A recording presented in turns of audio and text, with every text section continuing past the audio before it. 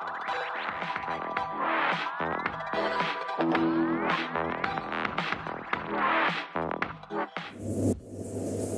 adik-adik, ketemu lagi sama Kak Loren dalam pada Vespa pagi hari ini. Adik-adik, sebelum kita masuk dalam firman, kita berdoa dulu. Mari kita berdoa. Tuhan Yesus, selamat pagi. Terima kasih Engkau sudah membangunkan kami di pagi hari ini untuk mendengarkan renungan pada pagi hari ini. Tuhan, berkati hamba-Mu sebagai pemberita firman. Kiranya apa yang hamba sampaikan bisa dimengerti oleh adik-adik semua. Terima kasih Yesus. Haleluya. Amin. Ya adik-adik, kita buka kitab kita dari Matius 12 ayat 22 sampai 32. Kemudian dibawalah kepada Yesus seorang yang kerasukan setan.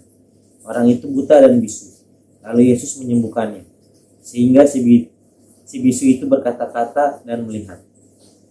Maka takjublah sekalian orang banyak itu, katanya, ia ini agaknya anak Daud. Tetapi ketika orang Farisi mendengarnya, mereka berkata dengan Beelzebul, penghulu setan, ia mengusir setan. Tetapi Yesus mengetahui pikiran mereka lalu berkata kepada mereka, setiap kerajaan yang terpecah-pecah pasti binasa, dan setiap kota atau rumah tangga yang terpecah-pecah tidak dapat bertahan. Demikianlah juga kalau iblis mengusir iblis, ia pun terbagi-bagi dan melawan dirinya sendiri. Bagaimanakah kerajaannya dapat bertahan? Jadi jika aku mengusir setan dengan kuasa Beelzebul, dengan kuasa siapakah pengikut-pengikutmu mengusirnya? Sebab itu merekalah yang menjadi hakimmu. Tetapi jika aku mengusir setan dengan kuasa roh Allah, maka sungguhnya kerajaan Allah sudah datang kepadamu.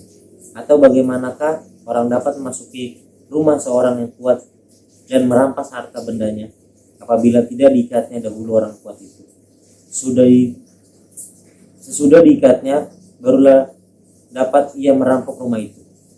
Siapa tidak bersama aku, ia melawan aku, dan siapa tidak mengumpulkan bersama aku, ia mencerai-beraikan. Sebab itu aku berkata kepadamu, segala dosa dan hujat manusia akan diampuni, tapi hujat terhadap Roh Kudus tidak akan diampuni. Apabila seorang mengucapkan sesuatu menentang anak manusia, ia akan diampuni. Tapi jika ia menentang Roh Kudus, ia tidak akan diampuni. Di dunia ini tidak, dan di dunia yang akan datang pun tidak. Ya adik-adik, Kak Loren mau ngasih peribahasa. Adik-adik di rumah tahu peribahasa tentang bersatu kita teguh, bersatu kita runtuh? Pasti tahu dong, pasti kan diajar nama guru-guru di sekolah. Ya adik-adik, di sini tentang peribahasa ini artinya jika kita bersatu maka kita akan teguh, kuat. Kita menjadi kuat karena bersatu, kuat menghadapi apapun. Sedangkan jika kita bercerai maka akan runtuh atau hancur. Kita tidak akan mampu menghadapi segala kesulitan. Gambaran kekuatan atau kelemahan terlihat dalam cerita Tuhan Yesus dalam Alkitab ini. Tindakan Tuhan Yesus menyembuhkan ini dianggap sebagai penghulu setan atau pemuja setan. Bahkan dikatakan bahwa tindakan pengusiran roh iblis atau roh setan yang dilakukan Yesus itu dengan kuasa Beelzebul atau penghulu setan. Lalu Tuhan meresponkan kata-kata tersebut. Tuhan Yesus membuat mereka terpecah belah. Sesungguhnya tindakan pemulihan dilakukan Tuhan menggambarkan dua hal. Pertama, ya keluar kasih tahu nih, pertama, kasih Tuhan menyembuhkan manusia dari persoalan apapun yang dihadapi oleh manusia. Yang kedua, kesatuan menjadi kekuatan dalam mengatasi berbagai persoalan. Kedua hal inilah yang sangat tepat untuk kita semua, terutama untuk adik di rumah. Ya adik-adik, pastinya bukan cuma Kak Loren atau yang kakak lain. Pasti adik-adik pernah punya tantangan atau pergumulan yang berat. Yang pasti akan dilalui itu sangat berat. Tetapi kita harus percaya Tuhan.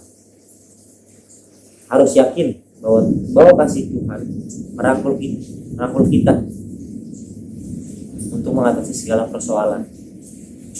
Namun yang tak kalah pentingnya nih adik-adik ya, yang di rumah, kita harus bersatu dengan Tuhan, karena Tuhan adalah sumber kekuatan kita dalam segala hal apapun. Jangan mau diceraikan oleh manusia, tapi kita harus satu dalam satu kesatuan, yaitu dalam Tuhan Yesus. Amin. Jadi adik, mari kita berdoa. Tuhan Yesus, terima kasih hamba-Mu sudah selesai memberikan renungan pada pagi hari ini untuk adik-adik di rumah.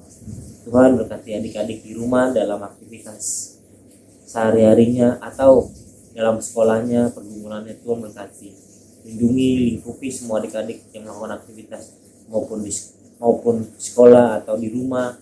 Tuhan jaga adik-adik, kedua orang tua, mama papa, kakak-kakak. Tuhan berkati keluarga mereka, dan hamba-Mu juga akan melakukan aktivitas hamba-Mu sebagai seorang pekerja. Kiranya Kau berkati hamba-Mu, lindungi hamba-Mu dalam pekerjaan hamba-Mu. Terima kasih Yesus. Haleluya. Amin. Selamat pagi, Tuhan berkati. Dah.